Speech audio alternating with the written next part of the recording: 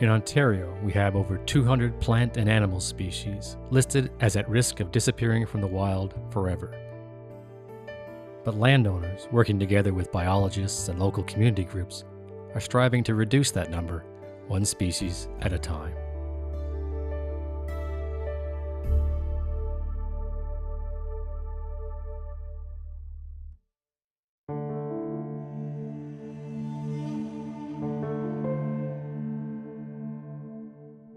Eastern foxsnakes are non-venomous constrictors that prefer rock barrens and meadow marshes for foraging and basking. In winter, they hibernate in rock crevices, including old foundations of buildings. The species is found only in Ontario, Michigan, and Ohio, with Ontario containing 70% of its range. Foxsnakes are gorgeous. They get quite large, almost 1 3/4 meters, so 6 feet. They are Ontario's second largest snake. They have blotches, big, large, dark blotches all the way down their bodies. And they have a bright orange head in most cases. Foxsnakes are also very gentle. It's the best word I can bring. There's 2 separate populations in Ontario. The ones on Georgian Bay, where they're listed threatened, and down here in southwestern Ontario, where they're labeled endangered.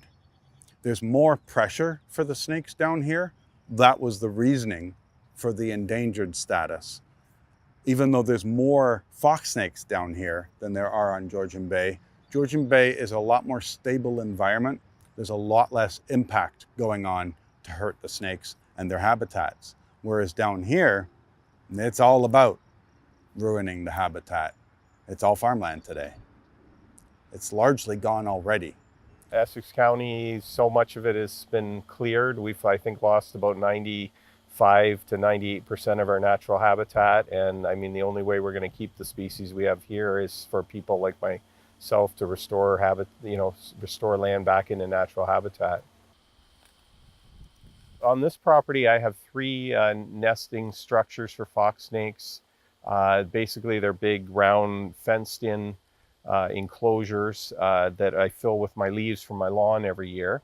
And basically the fox snakes can go in the fencing, go in there, lay their eggs, and predators like raccoons and things can't get in because of the metal fencing. One of the big problems is historically they nested in big rotting logs and stuff like that, but there aren't a lot of big dead trees anymore. Unfortunately, a lot of people clean that up thinking they're doing good for the world, and they're actually not. And so this compost pile basically of natural leaves and stuff provides a great habitat for them to nest in. Last November, with the help of Carolinian Canada and Jeff Hathaway from Scales Nature Park, we built a snake hibernacula here, and basically it's an underground apartment building for snakes to go in and basically curl up and sleep for a few months for the winter. And then in spring, when things start warming up, they find their way back out and go about their business during the season to breed and stuff like that. We're basically hanging on to little scraps of habitat and trying to grow them wherever we can. And that's what needs to happen. So, yeah, we got to save fox snakes. You know, all these people doing little things is really, really helping. But I think people if everybody could do a little bit more, then maybe we'd have less endangered species. So.